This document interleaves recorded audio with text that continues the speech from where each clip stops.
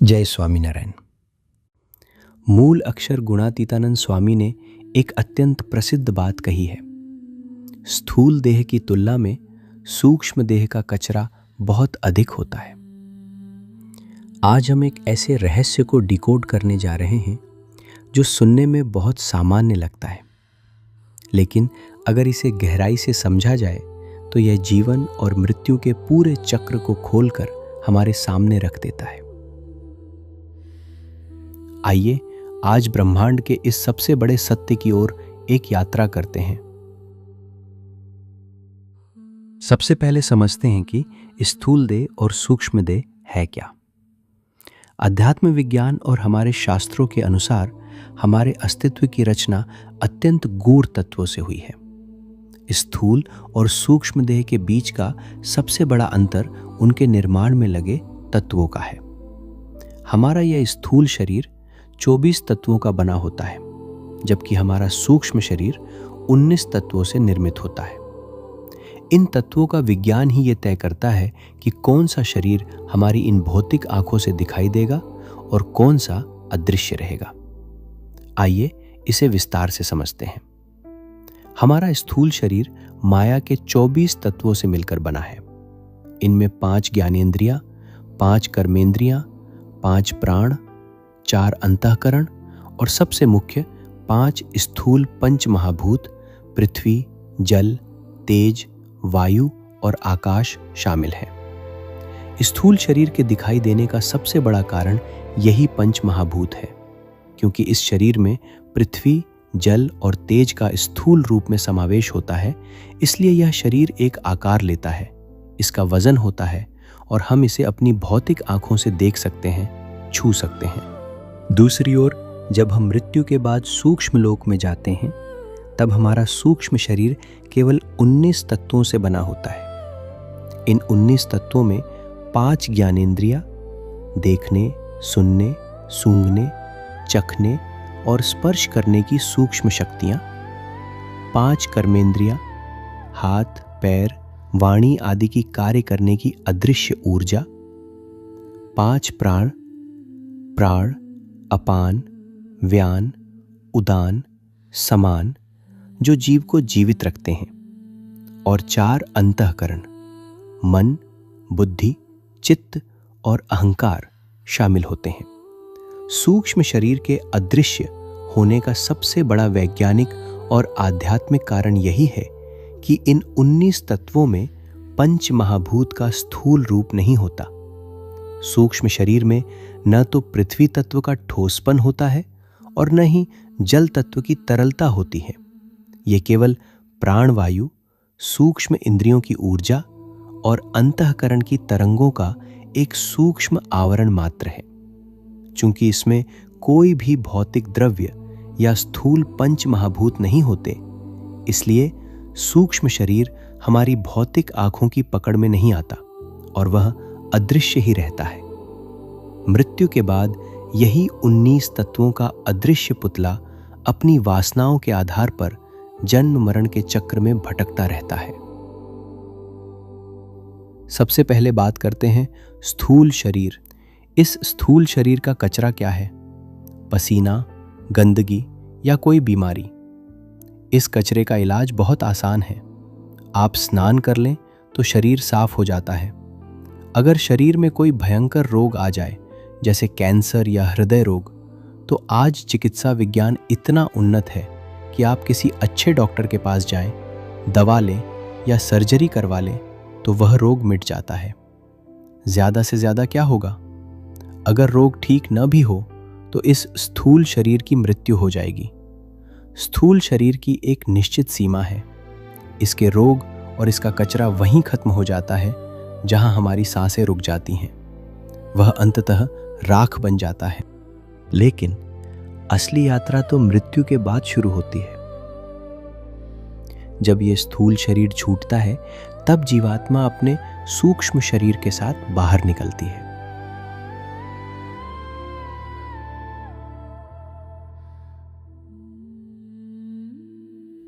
और इस सूक्ष्म शरीर का कचरा क्या है?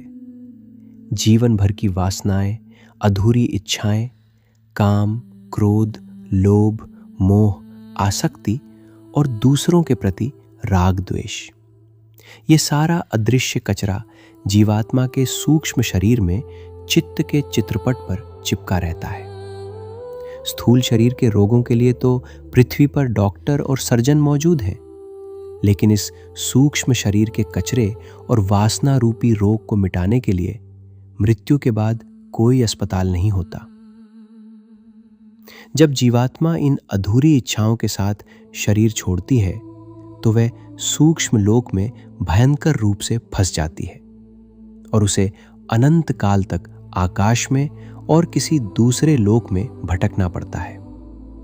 सूक्ष्म शरीर के कचरे को साफ करने के लिए केवल प्रकट भगवान धारक संत की ही जरूरत पड़ती है। जैसे स्थूल शरीर के रोगों को दूर करने के लिए भौतिक डॉक्टर की आवश्यकता होती है, वैसे ही जिसको सूक्ष्म शरीर का कचरा दिखाई देता हो वही उसे साफ करने में समर्थ होता है। इसे एक ऐतिहासिक उदाहरण से समझते हैं। हमारे प्राचीन ग्रंथों में राजा ययाति का वर्णन आता है। ययाति एक चक्रवर्ती सम्राट थे। उनके पास विशाल साम्राज्य, अपार धन संपत्ति और दुनिया के सभी भौतिक सुख साधन उपलब्ध थे। उन्होंने अपने स्थूल शरीर से जीवन के हर सुख को चरम सीमा तक भोगा। लेकिन जब वे वृद्ध हुए तो उनका स्थूल शरीर तो कमजोर पड़ गया, किंतु उनके सूक्ष्म शरीर की वासनाएं इतनी प्रबल थीं कि उन वासनाओं को तृप्त करने के लिए उन्होंने अपने ही पुत्र से उसकी जवानी मांग ली।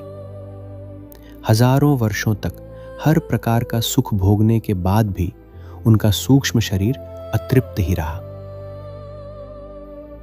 जब एक इंसान जीवन भर केवल स्थूल शरीर के सुखों में डूबा रहता है और वासनाओं को पोषित करता है तो मृत्यु के समय उसका सारा साम्राज्य, बैंक बैलेंस और सुख सुविधाएं यहीं छूट जाती हैं। मृत्यु के बाद स्थूल शरीर तो पंच तत्व में विलीन हो जाता है, लेकिन वह सूक्ष्म शरीर जो अनगिनत वासनाओं के कचरे से भरा हुआ है वह बुरी तरह तड़पता है। कल्पना कीजिए, आपके मन में कुछ खाने की, भौतिक सुख भोगने की या किसी से बदला लेने की तीव्र इच्छा है, लेकिन अब आपके पास उन इच्छाओं को पूरा करने के लिए स्थूल शरीर ही नहीं है। यह स्थिति अत्यंत पीड़ादायक होती है। स्थूल शरीर में रहते हुए यदि वासनाएं भोगने की इच्छा अधूरी रह गई तो जीवात्मा को उच्च लोकों में गति नहीं मिलती। वासनाओं का यह गुरुत्वाकर्षण इतना भारी होता है कि वह आत्मा को पृथ्वी और उसके आसपास के लोकों में ही भटकाता रहता है। अपनी अधूरी वासनाओं को पूरा करने के लिए ये सूक्ष्म शरीरधारी जीव कभी कभी अन्य मनुष्यों या प्राणियों के शरीर में प्रवेश करते हैं और दूसरों के माध्यम से अपने भोग भोगने का प्रयास करते हैं। इसे हम परकाया प्रवेश कहते हैं। यह एक अत्यंत दयनीय और विवश अवस्था है।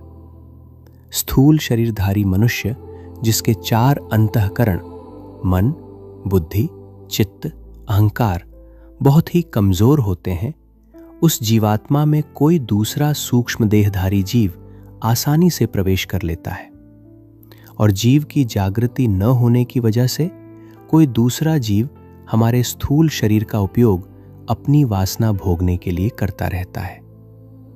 जैसे पृथ्वी पर एक शक्तिशाली जीव कमजोर जीव का शिकार करता है, उससे भी भयंकर युद्ध और पीड़ा सूक्ष्म लोक में चलती है।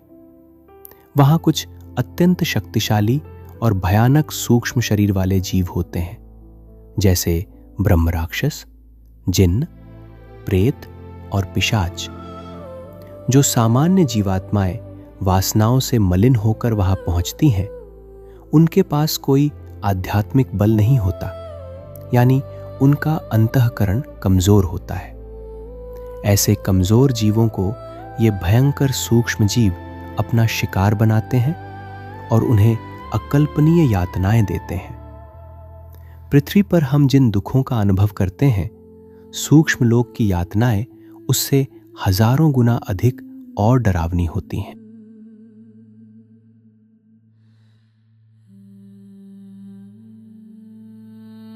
अब सवाल ये उठता है कि इस सूक्ष्म शरीर की मृत्यु कब होती है, इन यातनाओं का अंत कब आता है। यहीं पर सबसे गहरा विज्ञान छिपा है। स्थूल शरीर तो 80 या 100 साल में नष्ट हो जाता है, लेकिन सूक्ष्म शरीर इतनी जल्दी नहीं मरता। शास्त्रों के अनुसार जब तक वैराट नारायण का अस्तित्व है, जब तक आकाश में सूर्य और चंद्रमा चमक रहे हैं, तब तक ये सूक्ष्म शरीर नष्ट नहीं होता। वह लाखों करोड़ों वर्षों तक अलग अलग योनियों और लोकों में भटकता रहता है, और जब ब्रह्मांड का आत्यंतिक प्रलय यानी अंतिम महाविनाश होता है, तभी इस सूक्ष्म शरीर का नाश होता है। लेकिन जीवात्मा वहां भी मुक्त नहीं होती। आत्यंतिक प्रलय के समय ये जीवात्मा अपने कारण शरीर के साथ माया के गर्भ में अनंत काल तक सुषुप्ति अवस्था में पड़ी रहती है, जब तक कि किसी एक मूल पुरुष द्वारा एक नई सृष्टि का निर्माण न हो जाए। तो फिर इस चक्र से बाहर निकलने का उपाय क्या है? इसका एकमात्र समाधान है यह मनुष्य जन्म। भगवान ने हमें यह भौतिक स्थूल शरीर केवल वासनाओं को भोगने या धन कमाने के लिए नहीं दिया है। यह शरीर एक अद्भुत साधन है। यह देह हमें इसलिए मिली है ताकि हम इस स्थूल शरीर में रहते हुए ही भगवान की भक्ति और साधना कर सकें।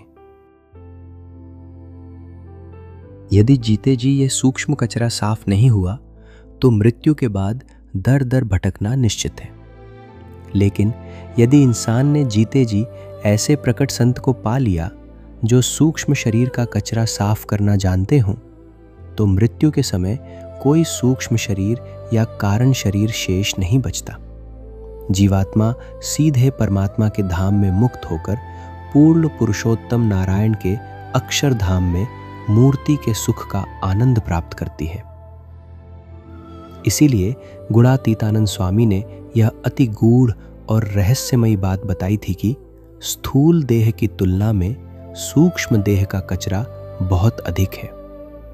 और दूसरी बात, प्रकरण 1 की बात 286 में यह बोली थी कि सूक्ष्म शरीर का भार बहुत भारी होता है और वह स्थूल शरीर को धकेलता है।